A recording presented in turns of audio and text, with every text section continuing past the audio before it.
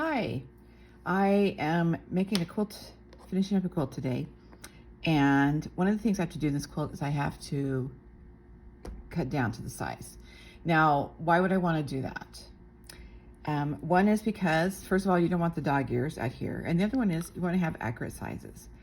And sometimes for some reason when you're working with like half square triangles or doing flying geese, you just need to do a little cutting down. It's not very much. Like if you can see right over here, this is about all you're cutting off. It's just little strips. But cutting off those little strips can make all the difference in the world when you are sewing together all of these angles with it.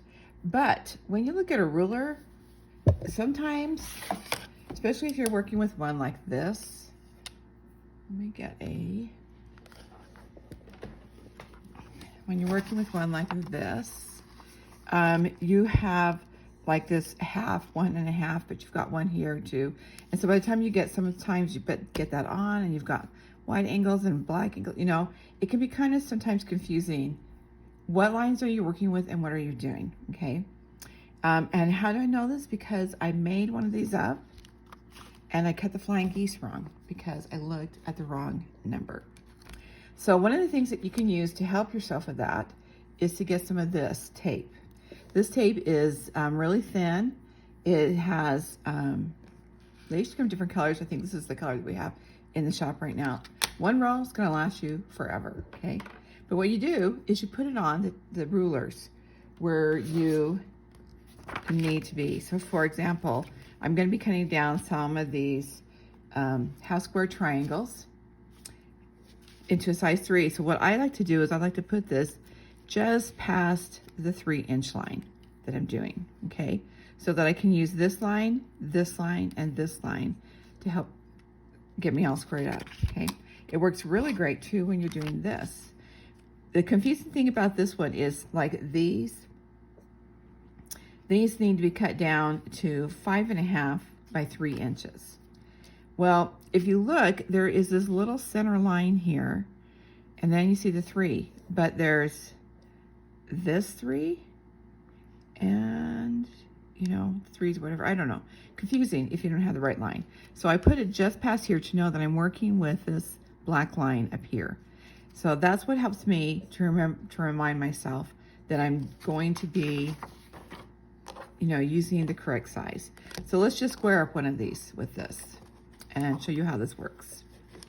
So here I have, you can see that I have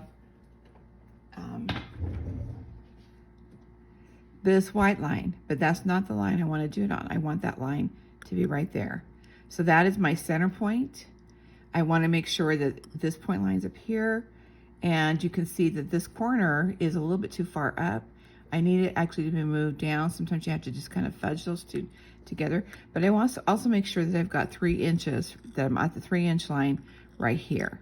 So I'm looking at this line where it ends in the point, and over here and where it ends in the point.